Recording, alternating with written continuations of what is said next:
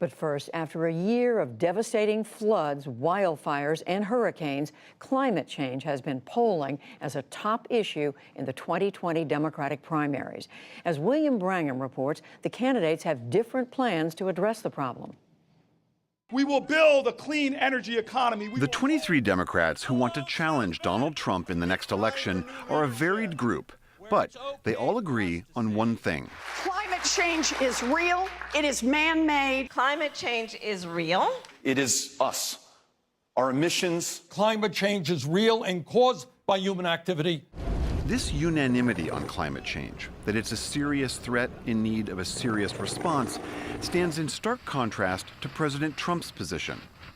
Prior to becoming president, he repeatedly said climate change was an expensive hoax cooked up by the Chinese. When asked about the well-documented warming of the atmosphere, he said it'll soon start cooling. I believe that there's a change in weather, and I think it changes both ways. Don't forget, it used to be called global warming. That wasn't working. Then it was called climate change. Now it's actually called extreme weather. As president, he's undone many of his predecessors' moves to cut carbon emissions.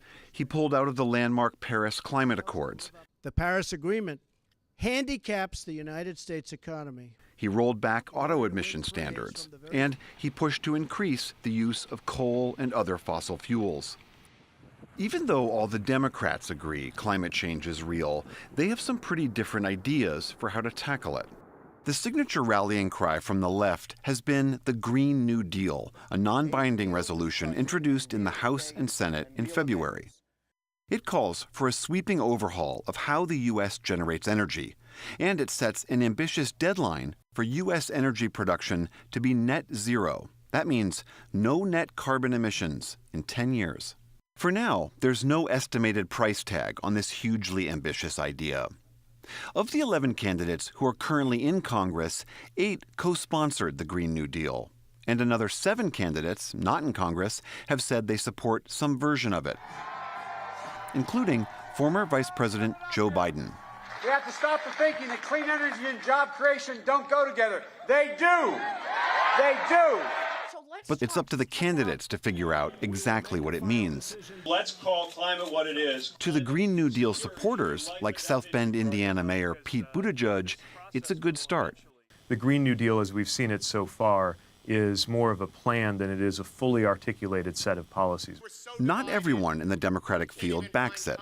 Former Maryland Congressman John Delaney says enacting the Green New Deal is about as realistic as President Trump saying Mexico will pay for a border wall.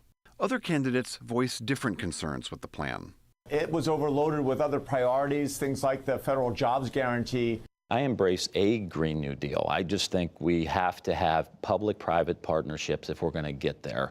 By far, the most detailed plan for tackling climate change comes from Washington Governor Jay Inslee. Half measures are not good enough. He's made it his signature issue. Defeating climate change has to be the #1 priority of the United States. Inslee wants to invest $3 trillion in creating 8 million clean energy jobs. He's also calling for all power plants to be carbon neutral, all new cars to be electric, and all new buildings to be powered by green energy by 2030. He wants to hit net zero emissions by 2045. Biden, Congressman Delaney, Colorado Senator Michael Bennet, and former Texas Representative Beto O'Rourke have also put deadlines for achieving net zero emissions in their plans. It gets us to net zero greenhouse gas emissions by 2050, halfway there by 2030. Rob Stavins is an environmental economist at Harvard's Kennedy School. He supports the goals of many of these plans, but he says it may be harder to meet them than campaign rhetoric suggests. Well, things to think about for achieving those kind of ambitious targets for the year 2050 is that if you're driving in your car, you would not be stopping at a gasoline station. You would be stopping instead to plug it into an electrical outlet, because essentially 100% of the U.S. fleet would need to be on electric-powered vehicles of one kind or another. Some candidates are pushing for more nuclear power, which doesn't emit carbon emissions, but remains highly controversial in part because of prominent accidents like 3 Mile Island and Chernobyl.